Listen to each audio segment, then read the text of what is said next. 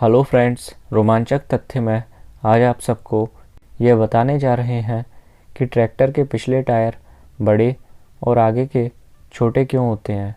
आपने ट्रैक्टर तो देखा ही होगा, मगर कभी ध्यान से देखा है तो आपने गौर किया होगा कि ट्रैक्टर के पीछे वाले टायर बहुत बड़े होते हैं, जबकि आगे वाले उसके मुकाबले काफ़ी छोटे होते हैं। ट्रैक्टर के दोनों छोटे और बड़े टायरों के उद्देश्य अलग अलग होते हैं। इसमें ट्रैक्टर की हैंडलिंग, उसकी ग्रिप, बैलेंस, तेल की खपत जैसी कई चीज़ें शामिल हैं। इन सभी बातों को ध्यान रखते हुए ही ट्रैक्टर के टायर डिज़ाइन किए गए थे। आगे के छोटे टायर से ट्रैक्टर की दिशा तय की जाती है। ये सीधा स्टीयरिंग से जुड़े होते हैं।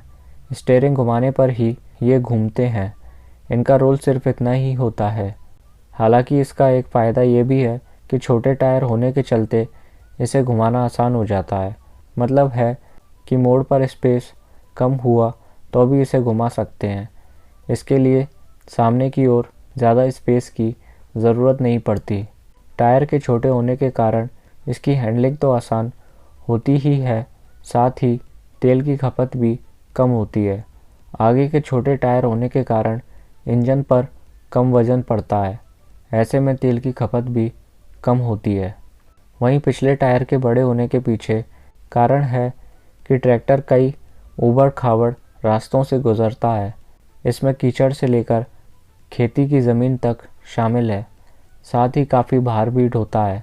ऐसे में उसकी ग्रिप मजबूत हो और पीछे की ओर असंतुलित ना हो जाए, इसलिए पीछे बड़े टायर लगाए जाते हैं। अगर कभी ट्रैक्टर कीचड़ या मिट्टी में फंस भी जाए तो भी पिछले टायर बड़े होने की वजह से आसानी से निकल जाते हैं। ये एक तरह से सपोर्ट सिस्टम है। दरअसल इसके पीछे वजह ट्रैक्टर का डीजल इंजन भी है, जो काफ़ी पावरफुल होता है, मगर उससे भी ज़्यादा पावरफुल होता है ट्रैक्टर का टार्क, जो इसके पहिया घुमाने या खींचने की क्षमता को कहते हैं। किसी भी कार या किसी दूसरे व्हीकल के मुकाबले ट्रैक्टर में टॉर्क करने की क्षमता 1.5 गुना ज़्यादा होती है।